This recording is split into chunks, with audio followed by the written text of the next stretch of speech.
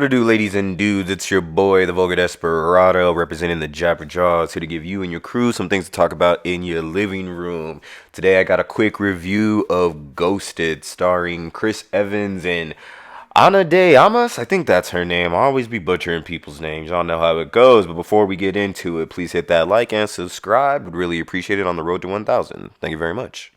Now you might be asking yourself, Vulgar One, why in the world did you even watch this movie? And the quick answer for that is jury duty. I thought it was a good idea while I was in the waiting room. And although it's not the worst movie on the block, I might have to agree with Rotten Tomatoes on the review here for this one.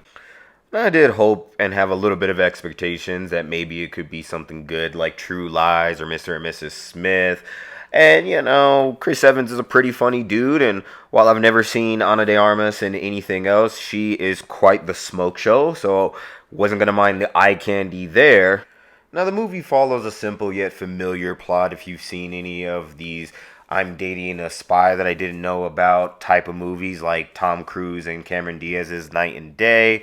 Yet the film tries to be unique in this sea of films by bringing a modern problem with its modern title, Ghosted, to the already familiar genre.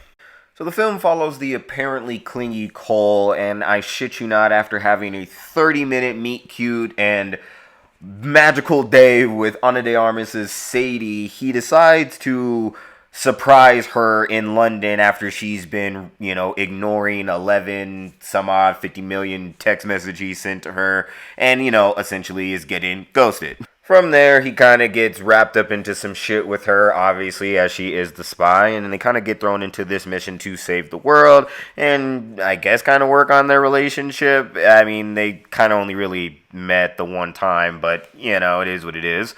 I don't want to harp on this movie like it's the worst thing out here. I mean, it's definitely not a woke film. One might, that has worries or concerns about that. One might think that looking at the trailer and whatnot. But generally speaking, I think its main problem is it's just kind of bland. I think this film is actually a good example and kind of one of the reasons why I wanted to do the video, because it's a good example of one of Hollywood's other problems when it comes to storytelling. And that is being utterly middling at best. If you look at this Rotten Tomatoes score, the critic consensus here, it says, listlessly wafting between action, comedy, and romance without ever solidifying into a satisfying whole, Ghostess earns a chorus of boos.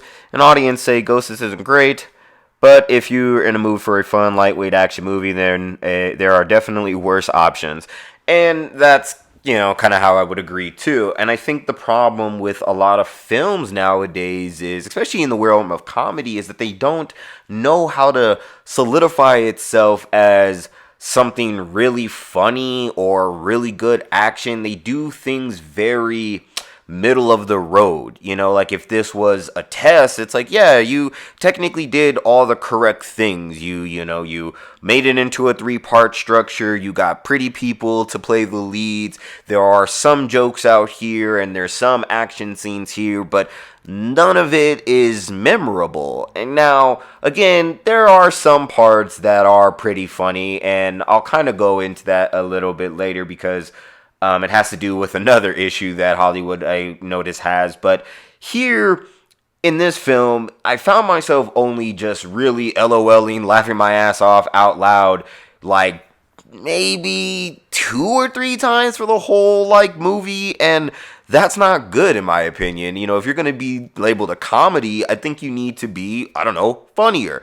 And I think, the problem is they didn't lean into the absurd. I mean, she's a super spy, literally the best, and he's a farmer. You gotta do the whole fish out the water odd couple bit a little bit more heavier because, yes, he is Captain America, and, I can see him in other roles outside of being Captain America, but you gotta really kind of play into the fact that he's just a fish out of water, and I don't think they did that well enough. There are some scenes, and, he acts out being awkward or in the situation pretty well, but, he kind of gets a good grasp of things quickly, and not to say that other films don't do that, Night and Day, True Lies, these things happen, but I think there could have been some more jokes in that, and even in the sense of the whole fact that the movie is called Ghosted, I mean, it again, you got Chris Evans there, and the fact that he's kind of quote unquote getting ghosted before he's meeting the main chick who's a spy, and that kind of plays into the reason why he's getting ghosted.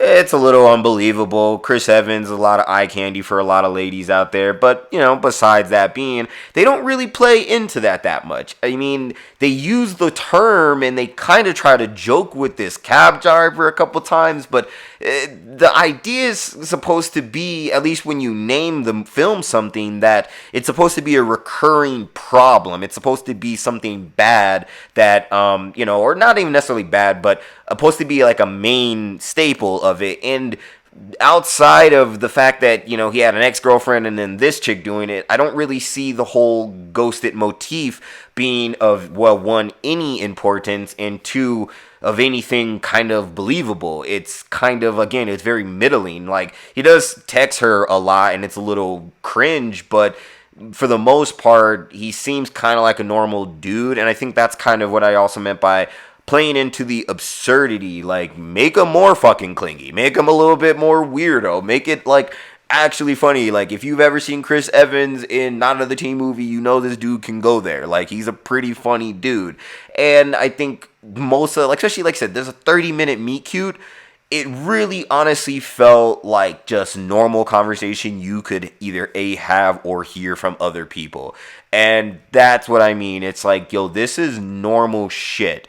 And then when they do get into the action, because I mean, their whole romance bit, it's fucking long before you kind of get into the action and even into the whole ghosted factor. So once you finally do get there, again, the action is okay and it kind of, keeps you in after you slug through this romance of a film. But it's kind of pointless at this point. Or I want to say pointless, that's not a good word.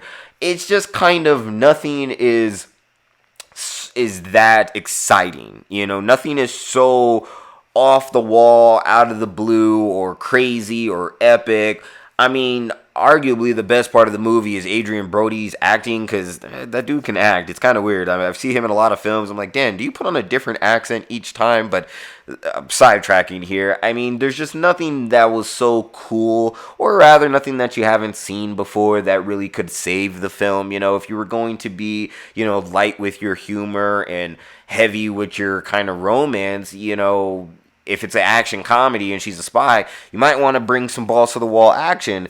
And they didn't really do that there. Now, one thing that they do kind of do, and I don't really want to give out spoilers in case somebody actually does see it, is, damn, I'm going to have to give a little, but it's like cameos. And I won't bring up the name of it, but while that's funny and got an actual laugh out loud moment from me, I do believe that's one of Hollywood's other biggest problems, because now we're just banking on the knowledge of the audience and the name of a person. Because if you bring in some familiar faces, it's kind of cool because it's very meta, if you will. But in the end of the day, it's kind of almost like a cheap laugh. It's kind of easy laughs, because you can bring, and don't get me wrong, you obviously have to write the script and make the joke good, but in a way, it's kind of like, well, would it be funny if it was other people? And that's, if it's not funny with other people, then is it really that good in and of itself? You know what I mean? And here, there's an argument to say that, these cameos would still be funny without said actors, but it's definitely a lot better with the actors that were chosen.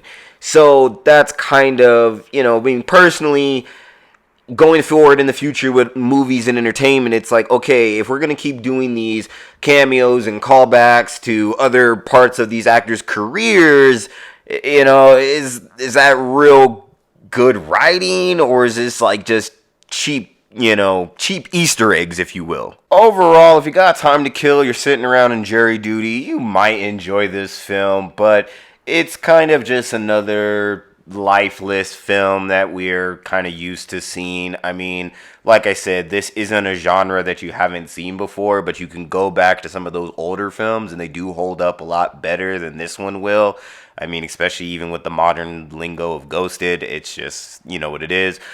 Nonetheless, I mean, it's not the worst movie you'll watch. It's not woke. And I mean, hey, your eyes will be satisfied at least watching the film. And there are some laugh out loud moments. So, it's about a three. I don't know, 3 out of 5, 2 out of 5. I don't know. I'm not gonna give it a fucking score, but it's okay. It's wildly okay, and I think that's the best that Hollywood can do nowadays. Sometimes they can just give you wildly okay movies. You get little gems here and there, but this was not one of them. But let me know what you think if you have seen this movie or if you are curious to go watch this movie.